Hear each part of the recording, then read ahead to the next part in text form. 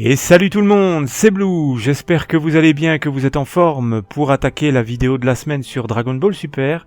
On attaque la critique de l'épisode 40 cette semaine, diffusée comme à son habitude sur Fuji TV ce week-end. Alors, petite précision rapide avant de démarrer la critique. Je sais qu'il y a pas mal d'informations qui sont sorties cette semaine sur l'univers de Dragon Ball Super, notamment sur son futur, les épisodes 41-45, et qu'il y a certains d'entre vous qui aimeraient que j'aborde ces informations. Je vais le faire bien entendu, mais je le ferai en deux vidéos, c'est-à-dire que cette vidéo-ci ne sera consacrée qu'à l'épisode 40, qu'à la critique de l'épisode 40, et la prochaine vidéo que je sortirai sera une vidéo débat théorie dans laquelle je reviendrai sur toutes ces informations et voilà, comme ça je pourrai revenir sur ces informations là, émettre des théories et on pourra en parler plus longuement. Voilà, je le fais pour éviter que cette vidéo soit trop longue, sachant que mes reviews de chaque épisode font entre 15 et 20 minutes. Je n'ai pas envie que la vidéo fasse 40 minutes. Parce que ce serait, je pense à mon avis, beaucoup trop long. Donc je vais scinder ça en deux et je sortirai la vidéo débat théorie normalement lundi ou mardi, c'est-à-dire un jour ou deux maximum après la publication de cette critique. Voilà, comme ça vous êtes au courant à ce niveau-là. Et puis comme d'habitude, je le répète maintenant à chacune de mes vidéos, mais c'est pour éviter les mauvaises surprises pour les personnes qui découvrent mes vidéos. C'est-à-dire que cette critique-là spoil évidemment sur l'épisode, on revient sur l'entièreté de l'épisode et je parle également de la preview de l'épisode suivant, ici en l'occurrence l'épisode 41. Voilà, comme ça pas de mauvaise surprise. Alors, sachant que l'épisode 39 évidemment avait placé la barre haute avec le Kaioken Blue de Son Goku qui avait tout simplement tout pété et était absolument fabuleux, qui était tout simplement vu comme l'épisode, le meilleur épisode de la série jusqu'à maintenant, et c'était vrai, je pense que c'était justifié. Donc forcément la barre était placée haute pour cet épisode 40, et on se demandait un petit peu ce qui allait se passer. L'épisode démarre là où l'épisode 39 s'est arrêté, c'est-à-dire lors de l'explosion de l'attaque de Son Goku. On peut constater que cette explosion a un gros impact puisqu'elle oblige Whis et Vados à colmater la brèche que cette explosion avait créée dans la protection qui entourait l'aura de protection qui entourait le ring. Ensuite, on peut retrouver Son Goku et Hit qui se font face à nouveau, et on apprend là que Ito est un personnage absolument fascinant. Moi, je le trouve personnellement fascinant parce que on apprend que il est tout simplement à chaque attaque de son adversaire, à chaque attaque de Son Goku, il est capable de hausser son niveau. Il est capable de hausser la puissance de ses attaques, la rapidité de ses attaques. C'est-à-dire qu'il a réussi à éviter l'attaque de Son Goku simplement parce qu'il a encore augmenté la puissance de son Tokitobashi. Il l'explique dans l'épisode et c'est grâce à ça qu'il a réussi à l'éviter. Sinon il se la serait pris en pleine poire et il aurait été vaincu. Mais grâce à sa faculté de progresser à chaque coup, voilà, il a réussi à l'éviter. Et sa faculté d'avoir un power-up constant va continuer, puisque il va pouvoir porter une attaque qui va être presque fatale à Son Goku, puisqu'il va augmenter la puissance de son Tokitobashi.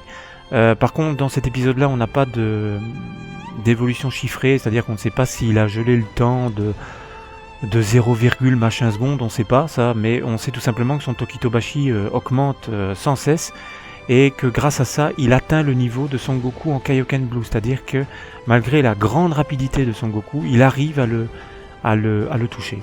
Voilà, tout simplement, il arrive à le toucher, à lui faire très mal, et à ce moment, on imagine Son Goku vaincu, mais Son Goku arrive à répliquer, à augmenter de nouveau sa puissance également, même s'il sent à ce moment-là que son Kaioken est occupé à arriver à ses limites, il arrive à répliquer et à lâcher un uppercut à Ito, et à prouver que lui aussi il est capable d'aller encore plus loin. Donc c'est un combat absolument fascinant entre ces deux-là, puisque c'est ces deux guerriers qui sont tout simplement, on ne sait pas où ils sont, on ne sait pas où est-ce que Son Goku et Hit peuvent s'arrêter en fait. Voilà, surtout Hit, j'ai l'impression, on ne sait pas du tout où est-ce qu'il peut s'arrêter. Donc c'est absolument fascinant ce combat, parce qu'on sent que ces deux guerriers peuvent aller beaucoup plus loin, et que très certainement dans le futur de la série, c'est ce qui nous sera montré. Ensuite, Goku fait une demande surprenante à Beerus, c'est qu'il demande à changer les règles du tournoi. C'est-à-dire que il a compris, un peu tard, mais il a compris que Hit se retenait depuis le début du combat. C'est-à-dire que Itto est capable de beaucoup plus que ça, mais les règles du tournoi l'empêchant de tuer son adversaire, il est obligé à chaque fois de freiner l'impact de ses coups. Et c'est ça que Son Goku veut absolument éviter, et c'est pour ça qu'il demande de changer les règles et de pouvoir que le concurrent puisse tuer son adversaire, et pour pouvoir permettre à Hit de donner 100% de ses capacités. Voilà. Son Goku a toujours été comme ça, il a toujours voulu voir ses adversaires à 100%, et quand il a compris que Itto ne l'était pas, il demande à changer les règles, ce qui va bien sûr arranger les affaires de Ciampa, qui va être totalement d'accord avec cette idée-là. Beerus, lui, ne va pas être d'accord, puisque d'après lui, les règles ne peuvent pas être changées à tout bout de champ, ce qui est un petit peu bizarre, puisque ça n'a pas arrêté d'être le cas jusqu'à maintenant, mais enfin bref. Voilà, donc les deux frères se chamaillent, encore une fois de plus. Les chamailleries n'en finissent plus, et c'est là que Son Goku et Hit se rendent compte que finalement, dans ce tournoi-là, ils ne sont que des pions au service des dieux de la destruction, et ils ne parviendront jamais à se donner à pleine puissance et à véritablement se battre comme il l'aurait voulu, comme il se doit. Voilà. Donc Son Goku décide à ce moment-là de donner rendez-vous à Hit pour une prochaine confrontation, et abandonne le combat. C'est-à-dire que voilà, il abandonne son aura de Kaioken Blue et sort du ring, ou il sort du ring et puis il abandonne, enfin bref, il abandonne, et il abandonne et laisse la victoire à Hit. Mais il abandonne aussi pour deux choses. Il abandonne déjà parce que il sait que niveau puissance, il commence à arriver à son maximum et que son corps commence à lâcher. D'ailleurs, on peut le voir au moment où il abandonne son aura de Kaioken. Là, on peut le voir que son corps est complètement meurtri, que ses muscles se raidissent de partout, qu'il n'arrive même plus à bouger un membre. C'est assez impressionnant. Son Goku était véritablement arrivé à sa limite. Et il abandonne aussi pour une deuxième chose qui est un petit peu plus risquée, puisque lui n'est pas au courant, bien évidemment. Il abandonne parce qu'il sait très bien que derrière il y a Monaka, et qu'il s'imagine que Monaka est bien plus puissant que lui. Or, tout le monde le sait maintenant, c'est faux. Et bien voilà, c'est là-dessus que ça va enchaîner. Monaka est donc choisi pour être le prochain. Et c'est là que ça devient folklorique, évidemment. C'est un petit peu la scène humoristique de l'épisode. C'est que Monaka est en transe de peur. Il est complètement paniqué à l'idée de devoir affronter Hit. Mais malgré tout, il sait qu'il doit rester dans son rôle qui était le sien au début. C'est un accord qu'il a passé avec Beerus. Et il doit garder ce rôle et faire semblant qu'il est très puissant. Seulement, il sait très très bien que quand il va se retrouver face à Itto, il va être rapidement être éliminé. Son apparition sur le ring est aussi, elle, très, très marrante, puisqu'il nous fait un petit roulé-boulé qui va directement finir la tête la première dans le ring. Donc, moi j'ai envie de dire que ce personnage-là, on a la certitude maintenant qu'il ne sera pas fort, qu'il ne sera pas badass, qu'il n'aura pas de transformation, enfin en tout cas je pense. Mais malgré tout, je pense que c'est un personnage qui va être marrant et attachant. Voilà, donc c'est un personnage qui m'a beaucoup plu dans cet épisode-là. Alors même si on est un peu déçu du fait qu'il n'est pas du tout ce qu'on croyait qu'il était, eh bien je crois que c'est un personnage qui va quand même personnellement me plaire de par son côté attachant et marrant tout simplement. Parce que c'est un peu Hercule quoi, c'est un peu l'Hercule du tournoi quoi. Tout le monde croit qu'il est fort, en fait il l'est pas du tout. Voilà. Mais il va se passer quelque chose d'assez incroyable lors de son affrontement contre Hit. C'est-à-dire que Hit, ayant vu que Son Goku avait abandonné, va lui rendre l'appareil quelque part, et en remerciement de ce combat et en remerciement du fait qu'il ait pu progresser énormément durant cette bataille, eh bien il va abandonner, il va perdre volontairement ce combat. Il ne va pas abandonner, mais il va perdre volontairement le combat contre Monaka. C'est-à-dire que Monaka va essayer de lui de le frapper, mais évidemment la puissance des coups de Monaka est insignifiante, mais Ito va faire semblant que sa puissance est démesurée et sortir volontairement se faire éjecter volontairement du ring. Voilà.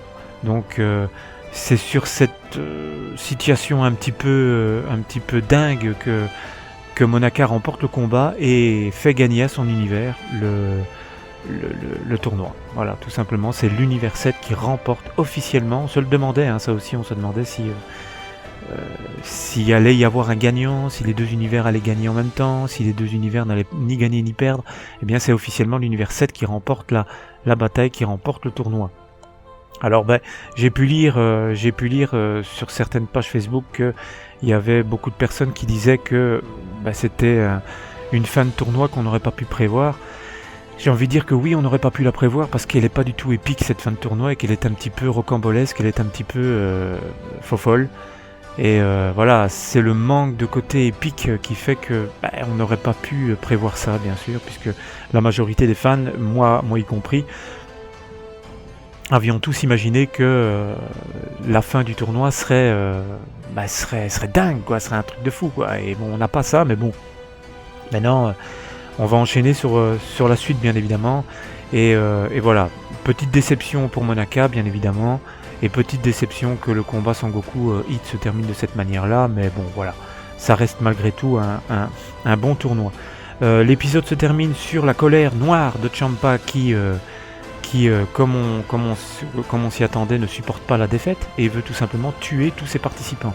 C'est-à-dire qu'il est sur le point de tuer Hit qui lui dit qu'il ne souhaite plus remporter le cube. Il ne veut plus remporter le cube et veut simplement rentrer chez lui.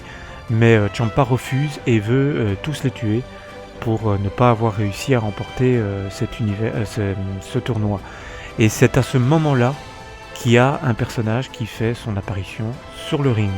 Voilà. Et qui semble terroriser Beerus et Ciampa. Alors c'est un petit personnage tout petit et pas forcément très beau au niveau du design, mais enfin voilà, qui est accompagné de deux acolytes qui sont peut-être ses gardes du corps ou autres, on ne sait pas trop.